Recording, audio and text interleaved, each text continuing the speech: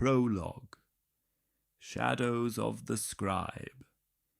In the year of our Lord 1347, as the Black Death ravaged the kingdoms of Europe, the Abbey of Blackwater stood defiant on the jagged cliffs of England's northern coast. Like a barnacle clinging to a storm-battered ship, it endured the eternal roar of the sea below, a furious symphony that masked the distant cries of the afflicted on the mainland.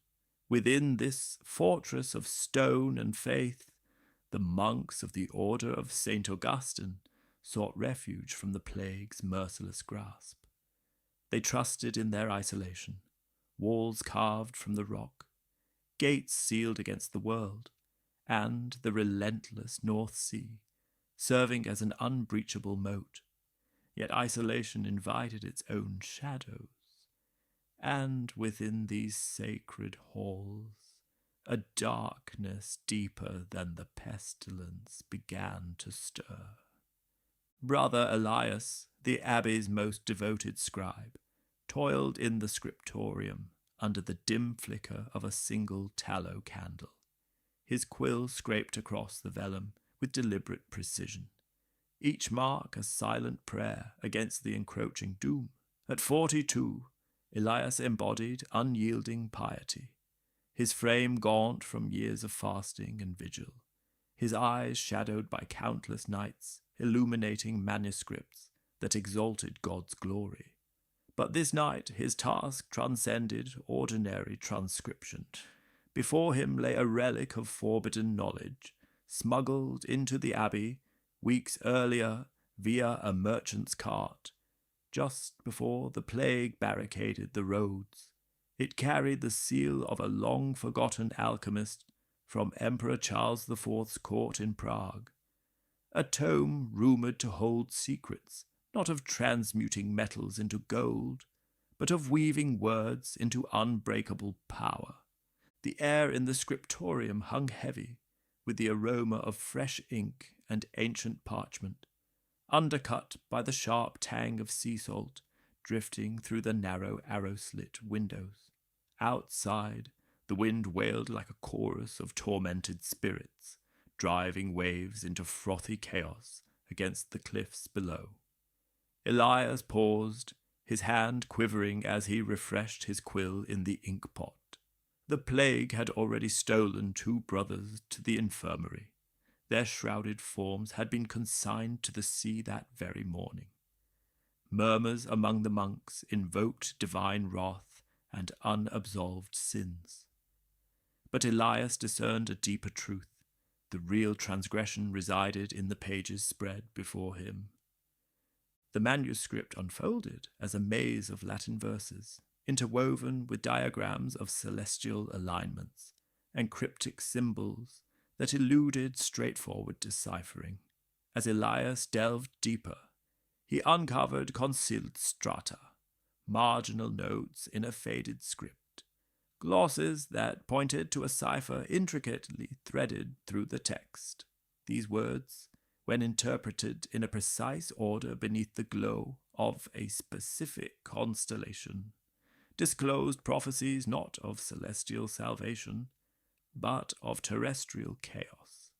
Sovereigns deposed, realms splintered, and a shadowy lineage of rulers orchestrating events from the darkness.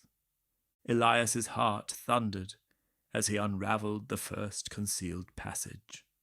It whispered of a veiled council, a clandestine assembly of nobles and scholars who had secreted their machinations within sacred texts to elude the Church's vigilant inquisitors. The alchemist's opus was no idle fancy. It served as a key to a sprawling network that traversed continents, from the Holy Roman Empire to the royal courts of England and France. And now in this secluded abbey, Elias had grasped a thread capable of dismantling it all. But why this place? Why in this moment, as the Black Death scourged the land like a divine retribution? He glanced over his shoulder, the candle's flame dancing erratically, and casting elongated shadows across the deserted rows of wooden desks, empty since the evening vespers. The abbey lay hushed, broken only by the distant toll of the Compline bell echoing through the cloister. Brother Thomas, the young novice who aided him, had withdrawn early, gripped by a feverish ache in his limbs, a harbinger that chilled Elias more than the salty draught from the sea. Was it the plague's insidious touch, or a malice more deliberate? He banished the notion. Paranoia was the devil's insidious murmur. Resuming his vigil, Elias wove his own encryptions into the margins. Should the manuscript harbour perils, he resolved to shield it with a cipher born of his ingenuity, a tapestry of deceptions, misleading paths, and veiled truths concealed amid the obvious. Drawing from the arcane steganography of his pre-vows youth, he substituted letters with numerals, reversed phrases, and infused symbols from alchemical lore. Let he who seeks the truth bear the weight of the cross, he etched faintly, assured that only a soul versed in sacred writ and hidden arts could decode it. As the night wore on, a tempest amassed its fury over the North Sea. Thunder rumbled like the admonition of an enraged god, while lightning slashed the darkness, bathing the scriptorium in fleeting brilliance and animating the pages' ornate illuminations. A dragon coiled about a throne, its scales etched with runes that seemed to undulate in the unsteady glow. Elias pressed on with frantic determination, his quill racing over the vellum. He had exposed a name, a pedigree rooted in the Norman conquest, with descendants who yet navigated the realms of influence. If unveiled, it might kindle wars, unseat kings, or draw the Inquisition's inferno to the very gates of Blackwater. A faint creak resonated through the chamber, the scriptorium's door easing ajar. Elias froze, his breath suspended in the tumult of the gale beyond. "Who goes there?" he whispered, his voice a fragile thread against the storm's onslaught. From the shadows stepped a figure, enveloped in the hooded robes of the order. Though the face was shrouded, the voice carried a familiar timbre, that of Abbot Reginald himself. "Brother Elias, you labor deep into the night. The Lord extols diligence, but even the faithful must seek rest." Elias inclined his head in deference, masking the quiver in his hands. "The work demands urgency, Father Abbot. The manuscript, it harbors depths beyond our initial reckoning." The abbot advanced, his gaze alight in the candle's wavering flame. "Indeed it does, and that is precisely why it requires safeguarding." His hand rested upon Elias's shoulder, the clasp firm, bordering on proprietorial. "Have you penetrated the cipher?" Elias nodded with measured caution, his thoughts swirling in a torrent. How deep ran the abbot's awareness? Had he orchestrated the manuscript's arrival, not for mere safekeeping, but to entomb it for sever, or to wield its revelations for his own ends? "Good," the abbot intoned softly. "Then you grasp the peril it poses. There are those who would slay for such wisdom, even among these sanctified stones." The tempest unleashed its full wrath then, rain assaulting the stone facade like volleys from a celestial barrage. Lightning fractured the sky, and in that searing flash, Elias caught sight of an object in the abbot's other hand, a diminutive vial, its contents glistening with an oily sheen. Was it venom, or simply ink? Paranoia seized him afresh, tightening its coils around his resolve.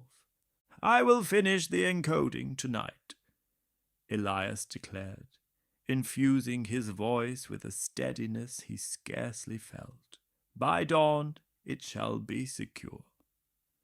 The abbot smiled, a slender arc that failed to warm his gaze. "See that it is. The plague takes many forms, brother, some more subtle than others." With that cryptic farewell, the abbot withdrew, the heavy door groaning shut behind him, and sealing Elias once more in solitude. The scribe exhaled shakily, his pulse still hammering like a war drum in his ears. He bent again to the manuscript, forcing his trembling hand to steady as the quill resumed its dance across the vellum. Layer by layer, he wove the final threads of his cipher, subtle inversions, numerical substitutions, symbols that masked revelation as ornament. The storm raged unabated outside, rain battering the walls like an impatient besieger. Yet within the scriptorium, the only sound was the soft scratch of quill on parchment and the occasional sputter of the dying candle. But as the hours stretched into the depths of night, a profound heaviness descended upon his limbs, as if invisible chains were binding him to the desk. An insidious fog clouded his thoughts, blurring the edges of his focus like mist rolling in from the sea. The candle sputtered fitfully, its flame waning as wax pooled on the wooden surface below, dark and viscous, like congealing blood. By morning the storm had subsided, cloaking the abbey in a thick veil of mist that muted the world beyond its walls. The monks convened for lauds in the chapel, their voices rising in solemn chants that echoed through the cloister like a plea for mercy. But Brother Elias was absent from their number, his customary place at the scriptorium bench unoccupied, a void that stirred uneasy glances among the brethren. The brethren searched every corner of the abbey and the storm-lashed cliffs below, yet found nothing. No body lay broken upon the rocks, no footprints marred the sodden path to the causeway, now swallowed by the returning tide. The scriptorium stood exactly as Elias had left it, the completed manuscript sealed with a fresh ribbon of wax, the quill still resting in its groove, the candle reduced to a cold stub of tallow. It was as though the scribe had simply stepped away for a moment and been erased from the world.